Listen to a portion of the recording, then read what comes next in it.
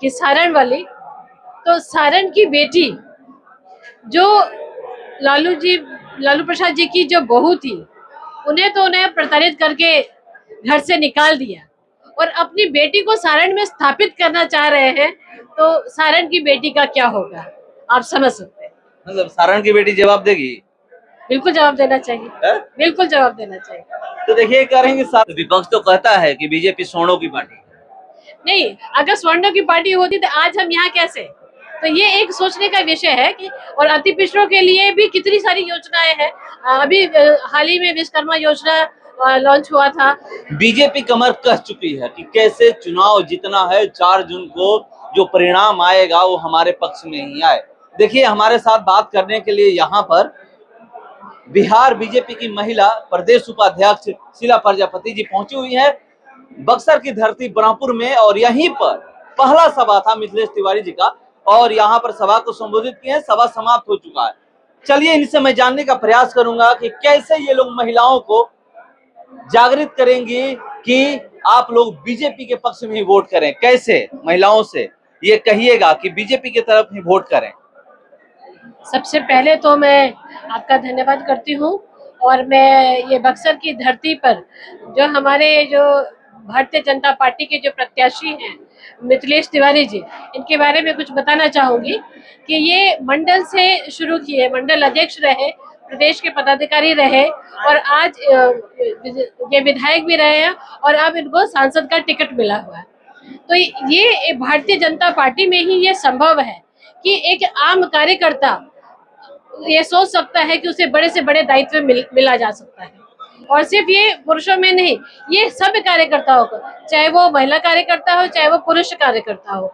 और महिलाओं के लिए जो प्रधानमंत्री नरेंद्र मोदी जी की योजनाएं हैं, आप जनधन योजना ले लीजिए, आप उज्ज्वला योजना ले लीजिए, आप ये आयुष्मान कार्ड है, जो राशन को जो 5 किलो राशन जो मिलता है, मतलब ये उनको बच्चे से लेकर बूढ़े तक की ऐसी सारी व्यवस्था है उनके पास में।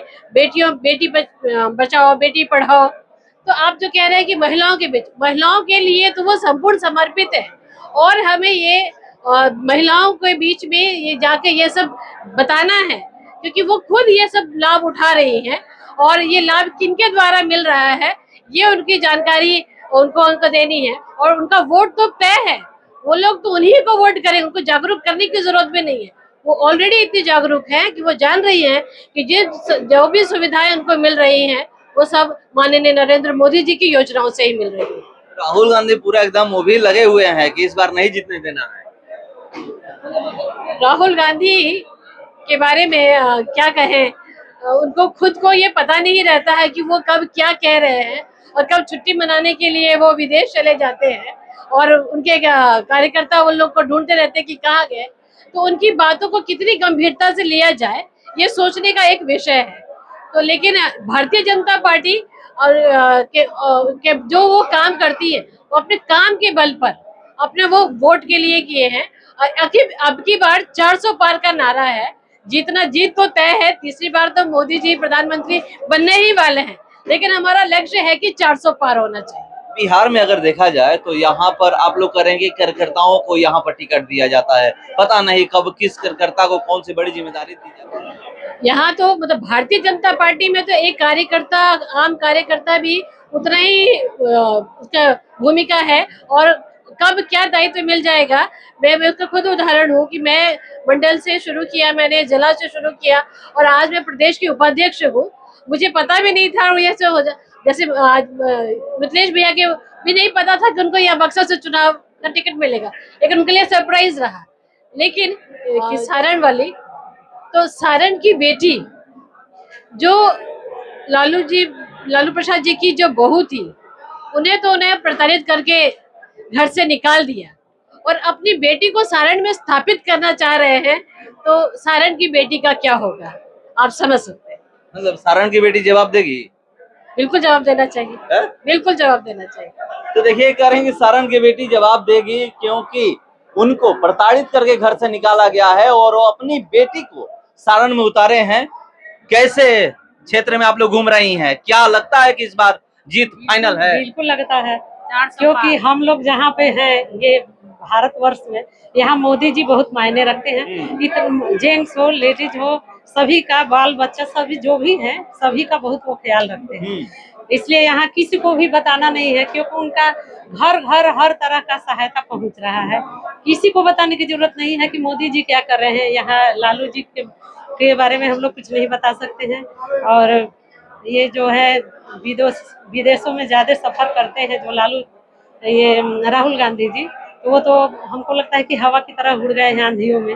अभी चारों तरफ बीजेपी का ही लहर है।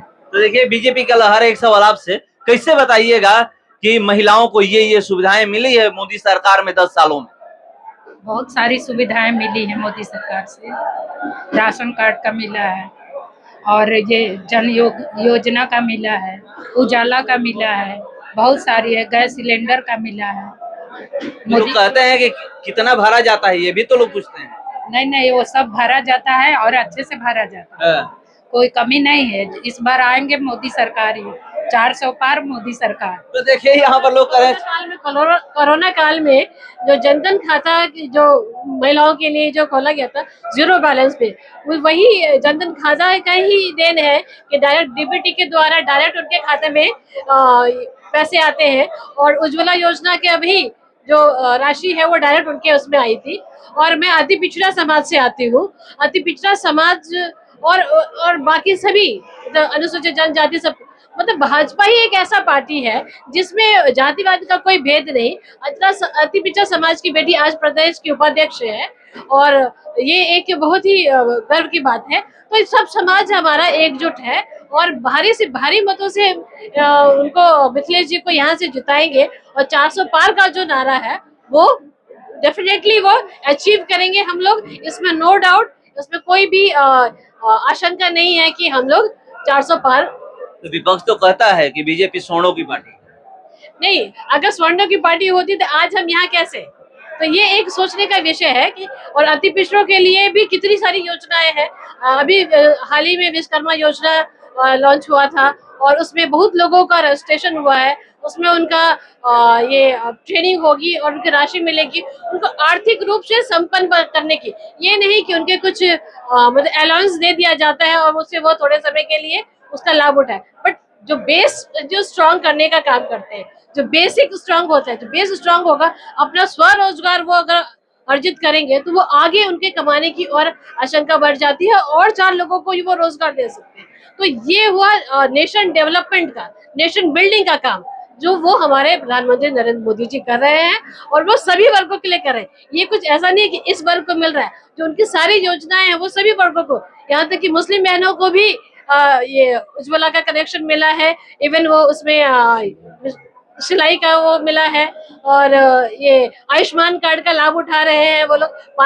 5 लाख तक का जो मुफ्त इलाज मिल रहा है। तो मुद्रा लोन है, जो वेंडर्स लोग हैं उन लोगों के लिए भी, मतलब सभी वर्ग, शिक्षा में भी जो बीपीएससी पास करते, पीटी मेन पास कर ली है, तो उसके लिए भी वो राशि 50,000 की राशि उनके आगे की तैयारी के लिए मिलती है। तो यूपीएससी पीटी क्रैक कर देते हैं तो उनके लिए 1 लाख की राशि जो मिल रही है आगे की तैयारी करने के लिए।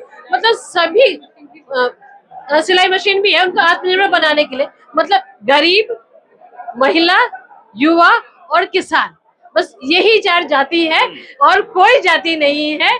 ये हमारे मोदी जी के अनुसार ये गरीबी और ये बाकी जो स्वर्ण और ये सब है, ये तो बस सिर्फ नाम की रह गई है, लेकिन मुख्य रूप से यही चार जातियां हैं जिनके उत्थान के लिए हमारे नरेंद्र मोदी। तो देखिए 4 जातियां हैं प्रधानमंत्री के अनुसार, और उन्हीं के लिए उत्थान के लिए प्रधानमंत्री काम कर रहे हैं। और मैं यहाँ पर सिर्फ महिलाओं से बात किया, और आगे भी इसी तरह यहाँ से सभा की शुरुआत हो चुकी है बक्सर की धरती पे और बाबा बरुणेश्वर नाथ की नगरी से। देखते हैं 4 जून को होता क्या है, क्योंकि हर लोग दावे कर रहे हैं कि हम जीतेंगे तो हम जीतेंगे। फिलहाल इस करो इतना ही, बने रहिए हमारे साथ। नमस्कार।